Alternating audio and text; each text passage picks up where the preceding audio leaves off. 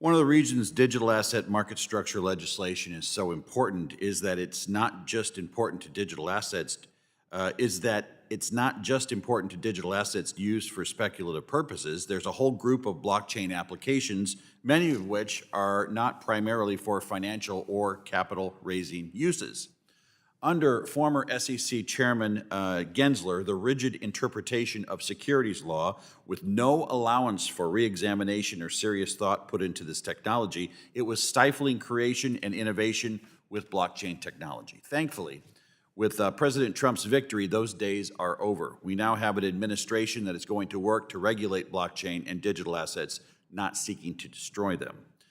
We also have a place to start with legislation for this Congress. Chairman McHenry and then Subcommittee Chairman Hill set a great foundation with FIT 21. Now we need to work with the new regulators and the new administration to put together legislation that can pass into law. Ms. Smith, in your testimony, you touched on some of the challenges applying traditional custody standards for securities to digital assets. Can you highlight ways in which traditional custody is at odds with digital assets and identify certain aspects of custody regulation that can and should apply to this space? Thank you for the question. So traditional custody rules are premised on there being a physical asset. There used to be physical stock certificates. That's no longer the case, but the rules were drafted when that was the case. And so there's some tension with native digital assets and physical assets, which don't exist for digital assets. With respect to the framework for custody, what is key to any framework is the separation between customer assets and proprietary assets. So customer assets should be segregated so that if the firm goes bankrupt, they can be easily identifiable and given back to the customers. Next, I'd like to highlight some of the non-financial uses for blockchain technology that are really exciting. Mr. Werrett, I recently read Chris Dixon's book, Read, Write, Own, with great interest last year. Can you describe what a potential Web 3.0 future would look like, particularly taking into account how it might affect social media and media more broadly? Thank you for your question.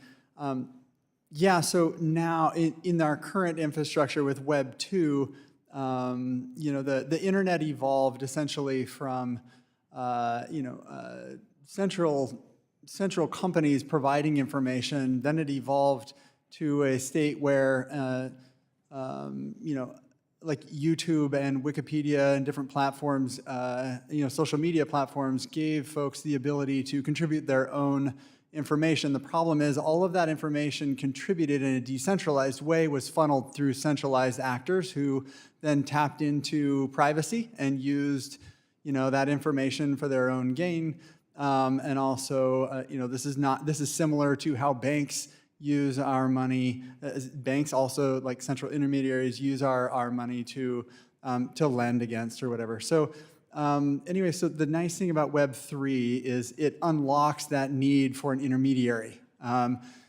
Folks can lend one person to the other through their non-custodial wallets that they have full control over. So you control and own your own assets. They're not held by an intermediary, just like on YouTube in Web 2.